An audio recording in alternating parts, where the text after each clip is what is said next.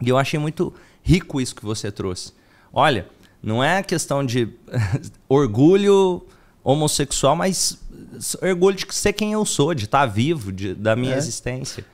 Assim, reforço, eu não desmereço todas as lutas e conquistas, porque também eu estou falando da minha perspectiva, eu não estou falando da perspectiva do outro. Sim, existem pessoas que sofreram, que sofrem, que têm que enfrentar muitas dificuldades, muitos desafios por causa da sua orientação sexual. Existe.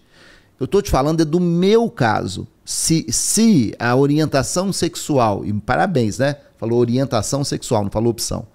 Se a orientação sexual, ela em algum momento, para mim, ela foi um desafio, eu não consegui perceber, porque a minha perspectiva ela era outra. Não desmereço. Nós realmente temos que brindar o respeito, a gente realmente tem... E como, né, a própria psicanálise vai te mostrar, o Romani, quando você se sente muito incomodado com a orientação sexual do outro, você tem que pensar sobre a sua, não é sobre a do outro. Né? Mas esse é um outro assunto. Isso dá um podcast inteiro para discutir aqui. Mas assim, eu não desmereço. Realmente eu acho que existem situações, né, em que as pessoas são discriminadas, são vítimas de preconceito, de ódio. E isso realmente é uma coisa que é terrível. Não estou desmerecendo isso. Sim. Eu só estou dizendo que, na minha perspectiva, se aconteceu, eu não percebi como. E eu acho que isso que você traz é muito rico, porque eu vou dar um exemplo aqui. Às vezes tem uma pessoa que pode, vou falar de coisa simples, ter uma questão hormonal que atrapalha ela a emagrecer. E aí ela tem uma genética que ajuda ela a ganhar peso. Se ela começar a achar que nada vai dar certo para ela porque ela tem tendência a ser obesa, ela não vai para academia, ela não vai fazer dieta, ela não vai fazer... Agora, no momento que ela olha a mesma situação, não estou dizendo que não existe aquele fato, o fato existe, mas aquilo faz parte de quem eu sou, eu aprendo a respeitar isso, eu aprendo a olhar para isso como sendo talvez uma força para me impulsionar. Até, agora eu lembrei de quando eu fui seu aluno, eu lembro que você trouxe, instigando a gente perguntar e entender mais sobre... Será que uma pessoa nasce homossexual? Ou será que essa pessoa, de alguma forma, é moldada socialmente? E eu até vou compartilhar com você, porque eu comecei a fazer perguntas para algumas pessoas que eu conhecia. Não foi uma pesquisa científica de grande amostragem, mas eu devo ter perguntado para umas 50 pessoas informalmente. Eu chegava para a pessoa e perguntava para ela, olha, me fala...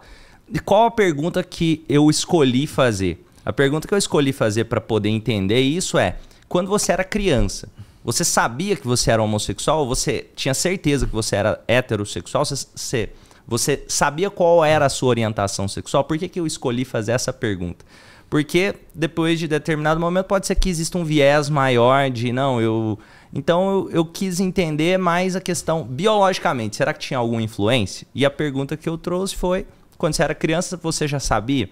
Eu não sei se foi acaso ou não, mas uma coisa que eu percebi que, geralmente, pessoas homossexuais, dos que eu perguntei, pode ser uma experiência anedótica, como eu estou falando, mas muitos sabiam desde criança. Então, isso começou a me chamar a atenção. Então, até aquela questão que você falou aqui, não opção sexual, orientação sexual. Muitos sabiam desde criança. E, curiosamente, alguns diziam... Eu não sabia, não tinha certeza. E esses, geralmente, dos que eu perguntei, tinham orientação homossexual, mas com a tendência bissexual. Olha, essa é uma seara tão complexa, porque poder-se-ia discutir aqui, nossa, poder-se-ia, acho que isso revelou a minha idade mesmo. Nós poderíamos discutir aqui até o que é homossexualidade. A questão é muito complexa. O que é homossexualidade? Nem se está utilizando mais hoje, quando você está nas discussões, homossexualidade, usa-se homoafetividade, relações homoafetivas. Então, o próprio conceito do que seja homossexualidade é uma coisa truncada, é uma coisa complexa, difícil. Por isso que tem um livro, me esqueci o autor aqui agora, Ele é um livrinho, tá na internet, tem à disposição, em domínio público. Os 11 sexos. Os 11 sexos. A gente fala homossexual, bissexual, heterossexual, mas a gama, os matizes são muito maiores do que essas 3 classificações. E o comportamento humano ele é tão complexo que ele é um comportamento inclassificável, no sentido de categorização matemática. É o nosso espírito cartesiano, sabe? Aquela ideia de plano cartesiano. Tem que ser preto ou branco. Sexualidade humana não é assim, comportamento humano não é assim. Até eu pensar, o que é homossexual?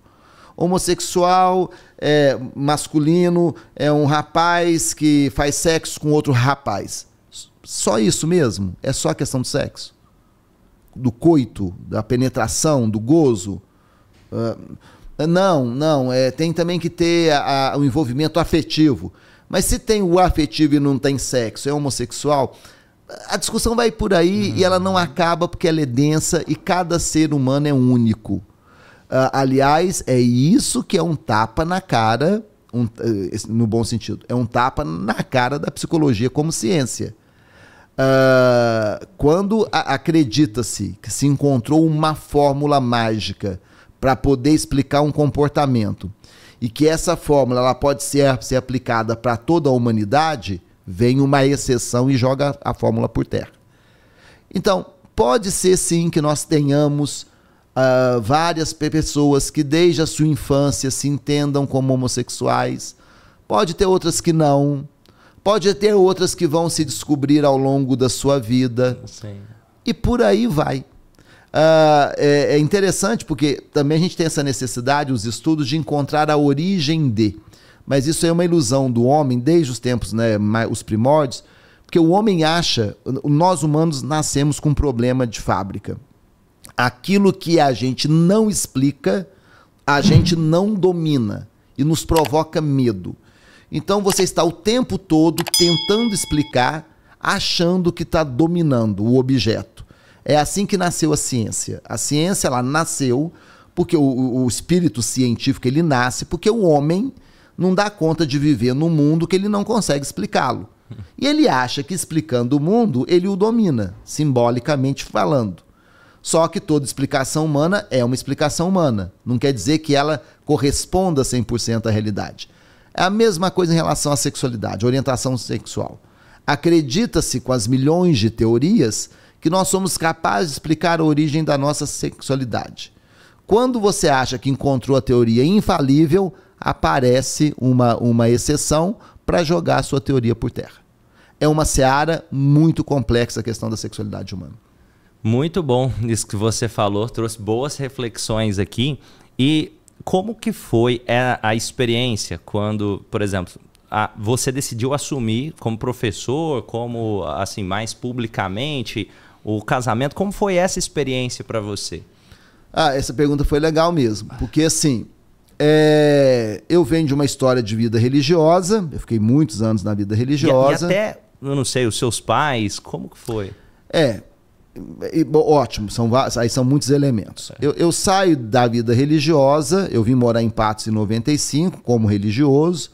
Em 95 mesmo eu saio da vida religiosa, vou para a docência, começo a trabalhar como professor. Eu não sei se houve um momento que eu me assumi, não foi isso, eu acho que foi natural. Para você ver como é que isso para mim não é uma questão tão premente, porque eu nem consigo me lembrar, foi uma coisa que foi indo. As minhas amizades, as minhas relações, ela foi indo, beleza.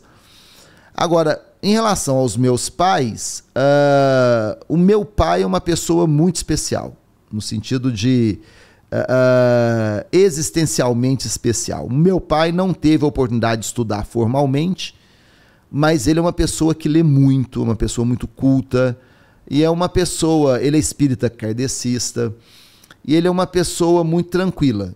Então, o meu pai também nunca me invadiu nesse sentido. Ele nunca me perguntou nada. Já a minha mãe, não. Minha mãe sempre queria saber, papapá. Nunca tivemos uma conversa aberta a respeito disso. Eu me casei, E é isso. Agora, tem também assim, eu saí de casa muito cedo, né? Eu alcancei a minha independência financeira muito cedo. Eu não dependia dos meus pais, muito jovem eu já não dependia dos meus pais. Então, eu tinha uma vida mais autônoma. Eu acho que, às vezes, quando o jovem ainda mora com os pais, tem uma dependência financeira e tudo mais, as coisas se complicam um pouco mais.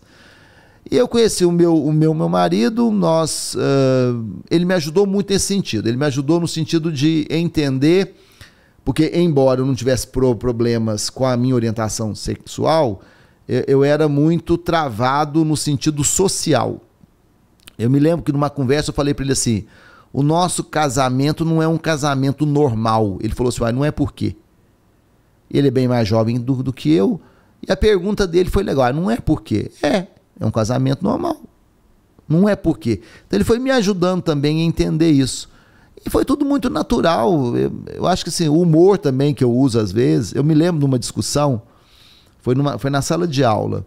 Eles, me parece que PT tem um número e Bolsonaro outros, 13 ou 17, ou 22, um negócio assim, 17 ou 22.